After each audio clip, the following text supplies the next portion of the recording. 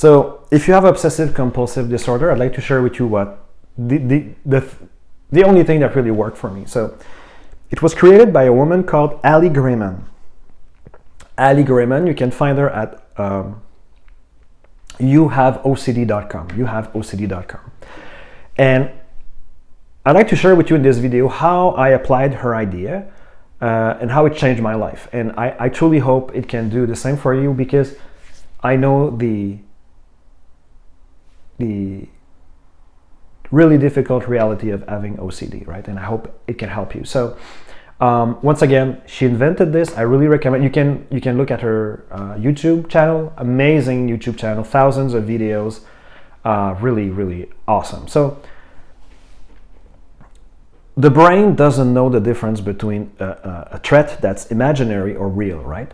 And the way the brain knows the difference is on how you react. So when something happens, if you react with fear, the brain goes, this must be a real threat, right?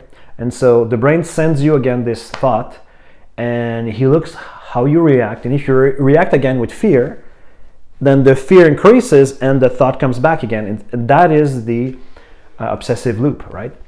On the other hand, if the same trigger is sent to you and you just go, and you don't do anything, of course the anxiety goes up. But after a while, the brain goes, he's not reacting with fear, right? So that's the big picture. The more you react with fear by doing avoidances and trying to reassure yourself, the more the brain thinks it's a threat, right? And sends you more of that. And the more you don't give a shit, then the brain goes, So an example, between somebody who has OCD and doesn't have OCD, right? So person who doesn't have OCD walks and then has a pain in his chest, and I don't mean like real pain, but just some kind of pain, and he goes and moves on, right? Something like me who had OCD relating to these kinds of themes, just a small feeling like, oh my God, what's happening? Take my pulse, look at it, and you know how it works, right? So it's the same experience, but because I react with fear and trying to reassure myself, then the brain goes, ooh, this is really dangerous, and this is the obsessive loop. So a way of expressing this is, if I throw at you a ball, right, a big red balloon, and you catch it every time, then you're in my game. But if I throw at you the red ball and you just go, and the ball bounces down, and you don't do anything, it's the same thing with OCD. So, and here's the brilliance of my interpretation of her model. So, everything boils down to reassurance, right? And so I picture a triangle with an R in it for reassurance. Reassurance. So, rumination, compulsions, and avoidances. So, compulsions is everything you do physically, right? You look in the mirror, you look on Reddit, you're asking for reassurance. That's compulsions, right? Washing your hands. Rumination is everything you do in your head, right? So some people will call it pure O, but it's really everything you do in your head that when I look at you, I cannot know, right? So you're going back in the past and re-analyzing and re-analyzing the same thing again and again and again and again. Or you're going in the future, what am I gonna do? Or you're just doing pure OCD stuff, like saying the same phrase or doing a prayer or something, right? So there's compulsions, what you do to reassure yourself, like physically, and there's ruminations, what you do in your head. And then there's avoidances, right? Especially in the beginning when I didn't know what I had, I didn't know I had OCD.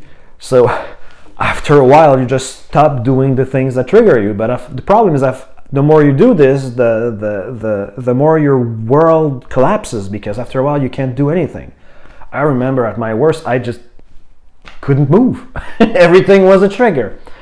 So the way out of this is zero reassurance, meaning no compulsions, no ruminations, and no avoidances. And that's the brilliance of the Grayman method. You can go on her website. There's an app you can use, but you don't even need the app. So what you do is you divide your whole day into 3 hours increments, right? 9 to 12 to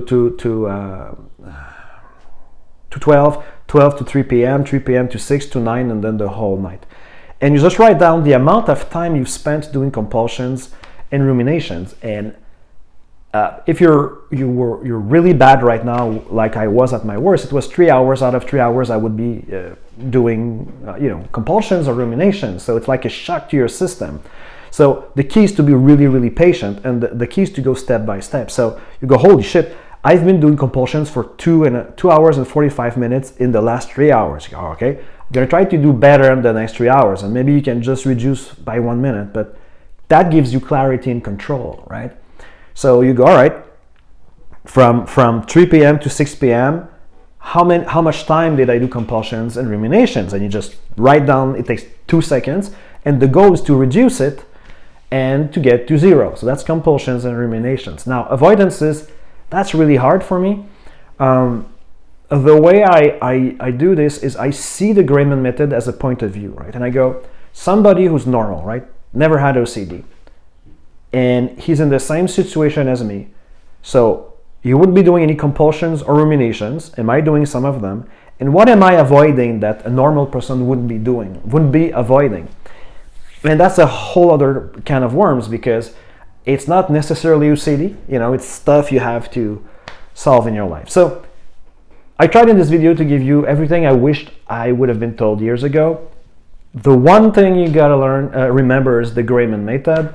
You can find her at youhaveocd.com. You don't have to do one-on-one consultation with her. You can do that, but just going to, you can buy her books. You can especially look at all of her thousands of free YouTube videos. If you apply her method, it will change your life. So I hope it helps.